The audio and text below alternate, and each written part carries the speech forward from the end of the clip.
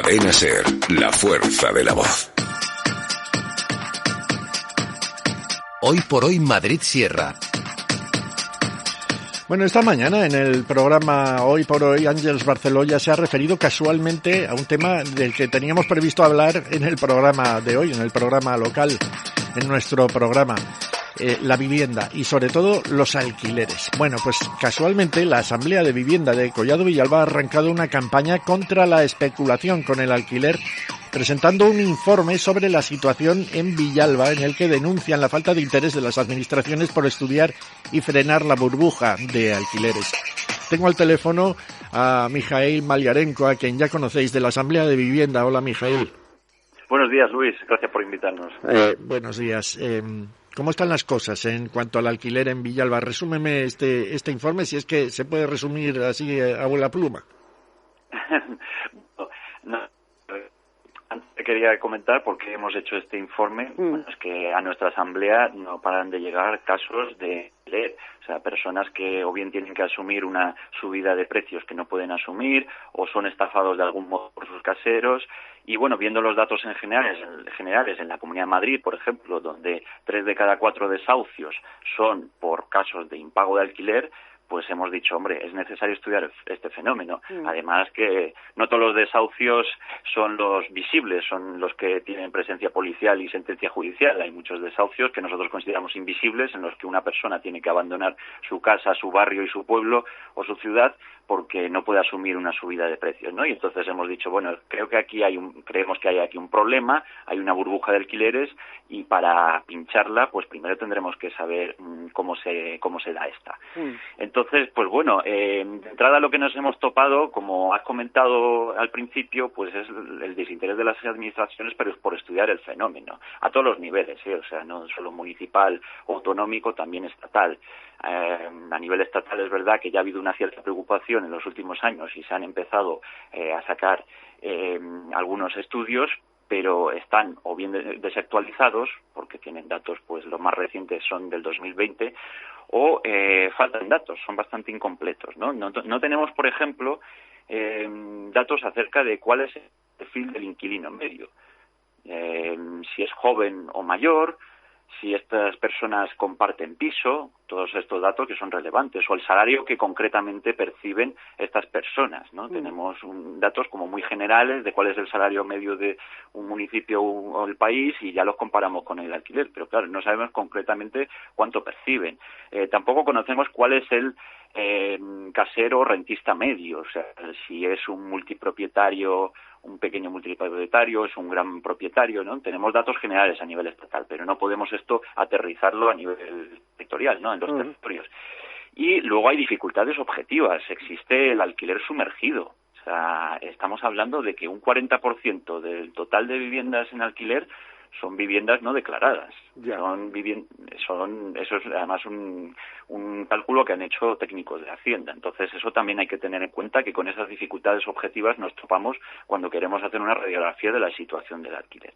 Pero bueno, ya yendo a lo que sí tenemos claro y sí hemos podido extraer de este estudio, y es al menos 3 cosas. En primer lugar, que, bueno, esto no es una sorpresa para nadie, los alquileres han subido desde 2015 hasta ahora, en Villalba concretamente, pues un 38,6%. Y seguirán subiendo, bueno, esto es un pronóstico que nos atrevemos a hacer viendo toda la tendencia actual. Y en segundo lugar, que al menos un cuarto del salario va destinado al alquiler. Estos datos hemos tomado los más sobrios que hay. Los de Eurostat o el del Ministerio de Vivienda, que en Villalba serían pues un 27,16%, a nivel España sería un 26,2%, un poquito menos, pero son los datos más sobrios, porque hay estudios que además realizan portales inmobiliarios, precisamente los menos interesados en mostrar una situación enorme de desigualdad social, porque ellos objetivamente persiguen que los precios puedan subir, y evidentemente si muestras una situación de enorme desigualdad social, pues como que no puedes justificar de ninguna manera la subida de los precios, que es lo que les interesa. Pues en esos estudios, en uno de Fotocasa, decían que la Comunidad de Madrid se puede llegar a destinar de media pues casi un 50%, ¿no?, del salario. Son datos preocupantes, o sea, porque estamos hablando de que al menos, no tomando los datos más alarmantes, al menos más de un cuarto del salario va dedicado al alquiler. Y y una tercera cosa que tenemos clara es que falta vivienda social que pueda amortiguar los precios de los alquileres en general y dar solución a aquellas personas que no pueden entrar dentro del mercado de la vivienda, dentro del mercado de los alquileres. Esta ausencia de vivienda social pues se da a nivel estatal, por supuesto. Solo tenemos un 1,1%, un porcentaje ridículo, muy por debajo de la media europea. Además, claro, aquí habría que cuestionarse lo siguiente: ¿y a qué llamamos vivienda social? O sea, en Villalba, pues por ejemplo, hace poco salió, esto es una cosa, sorprendente, una promoción que al parecer es una vivienda protegida de alquiler, es decir, tiene algún tipo de protección pública, y estaba el metro cuadrado a 12,58 euros. Poco social, la verdad. Sí, o sea, estamos hablando, pues, que para que nos entendamos, unos 800 euros por una vivienda. Sí. Eso está por encima, además, de la media, ¿no? Esto no tiene ningún sentido. Pero incluso cuando hablamos de viviendas que sí están de verdad por debajo del precio medio, también habría que cuestionarse si eso es vivienda social, ¿no? Realmente, pues pagar 800 o 700 euros, no sé cuán social es eso. Eso quizás podría ser un precio más ajustado a lo que debiera ser la normalidad, una normalidad fuera de la burbuja, pero no una vivienda social. Y luego, por supuesto, también hay que entender que en todas estas promociones de vivienda protegida, pues hay siempre... son una estafa, vamos a decirlo claramente. En Villalba es que tenemos muchísimos ejemplos. Tenemos el ejemplo de Grupo Ortiz, tenemos el ejemplo de... Eso te iba a decir, que luego estas viviendas son muy sociales, pero al final caen en fondos buitres y dejan de serlo. Eso es, o caen o directamente empiezan siendo de fondos buitres, porque luego hay un momento en el que pierden la protección pública, ¿no? Pasan una serie de años y ya los fondos que las gestionan, a los que les pertenece, pues pueden subir los precios y hacer lo que les dé la gana. Ya digo, el Grupo Ortiz es un ejemplo de estos, la Zora también. Y los pisos de Ibima, pues ya saben lo que ha pasado, que por cierto hace poco hubo un desahucio allí. Y son pisos que el Ibima, lo que actualmente es la Agencia de Vivienda Social, pues mantiene muchos vacíos y sin embargo expulsa a las personas. En fin, esas viviendas, las mencionaba también porque fueron vendidas a Goldman Sachs. Sí. Y de hecho hay una condena por venderlas por debajo del precio del mercado, ¿no? No se condena al final, se ha absuelto por otras cuestiones, como la venta misma, pero sí se ha condenado por venderlas por debajo del precio del mercado. Entonces, claro, nos preguntamos eso. Ahora mismo, de hecho, también hay en curso una serie de planes de vivienda en Villalba. Hay en curso. Esto es mucho decir.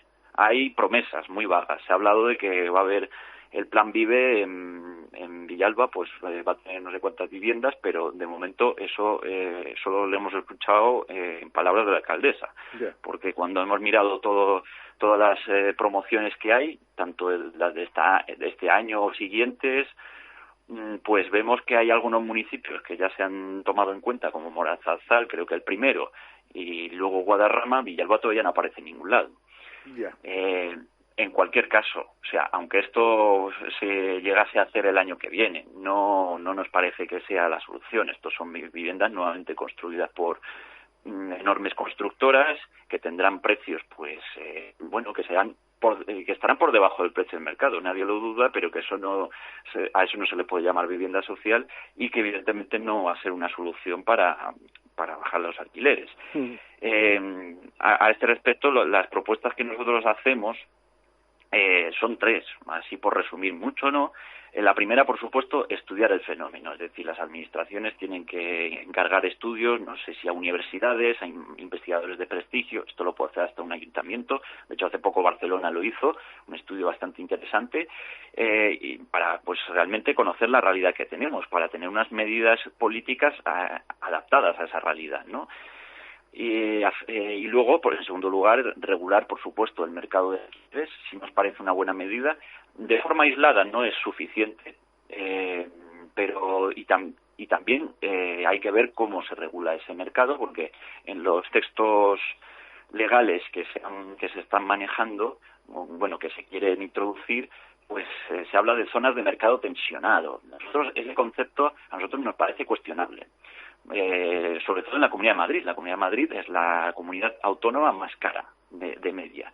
Y los municipios afectados, ya no solo el área metropolitana de Madrid, sino también los municipios de alrededor afectados, pues tienen unos precios bastante desorbitados, con lo cual quizás no tenga sentido declarar zona de mercado tensionado un barrio de Madrid o incluso Madrid entero, para que luego haya un efecto frontera, ¿no? Que lo que consigue es que la gente se desplace hacia otros municipios y al final suba el alquiler en esos municipios. Sí, es lo que acabará sucediendo. Oye, Mijaíl, cuando hablamos de frenar la burbuja de alquileres, hay un problema. Que te encuentras con que estás coartando la libertad de un propietario a poner el precio de alquiler que le dé la gana. Y en segundo lugar, que siempre hay alguien que accede a un alquiler desorbitado. Sí, bueno, efectivamente en las ciudades grandes como lo es Villalba, al fin y al cabo, y es comparable a otros, pues tenemos unos desorbitados y no hay otra forma que poner algún tipo de tope a estos alquileres para que no continúe esta dinámica especulativa. O sea, esto es así. La cuestión es que los rentistas, quienes perciben rentas que no provienen de su trabajo, sino de poner en alquiler casas, pues no son personas que estén en una situación precaria para nada. O sea, para que nos hagamos una idea. O sea, la mitad de los rentistas perciben más de 3.300 euros al mes, ¿no? Incluyendo las rentas de trabajo con las de alquiler, ¿no? Otro cuarto percibiría más de 2.100 euros al menos. Entonces, frente a la realidad de los inquilinos, que es bastante precaria, pues creo que es una cuestión de justicia social intentar pues promover que haya unos topes de alquiler. No es la única medida, por supuesto. Nosotros también estamos por aumentar el parque público de vivienda drásticamente y no de cualquier manera como ya hemos explicado, fomentando la colaboración público-privada, que en realidad significa destinar o suelo público o dinero público a lo privado y sin embargo la ciudadanía no se beneficia de eso pues prácticamente nada. Entonces, eso también serviría para, bueno, pues amortiguar la subida de los precios. Pero desgraciadamente, pues no nos queda otra manera que poner unos topes. Bueno, vamos a ver, tenemos problema para largo por lo que parece, ¿no? Sí, por supuesto. Pero bueno, animamos a la gente a que acuda a nuestra asamblea de vivienda por el problema que sea, o sea, porque ya no solo son los precios, a veces hay pues estafas o engaños que hacen las personas que poseen viviendas en alquiler, ¿no? Y que intentan pues eso, introducir unas cláusulas abusivas, unas condiciones que no recoge el contrato. Pues para todas esas consultas pueden acudir y organizarse con nosotras todos los viernes a las 7. Y algunas viviendas que se ofrecen por ahí que son auténtica basura también, ¿eh? Sí, eso es verdad. Inhabitables. Sí, la verdad es que si uno entra en Idealista ve todo un museo del horror. Tremendo. Mijaíl, muchas gracias. Muchas gracias, Luis. Hasta la próxima, un saludo. Hasta la próxima.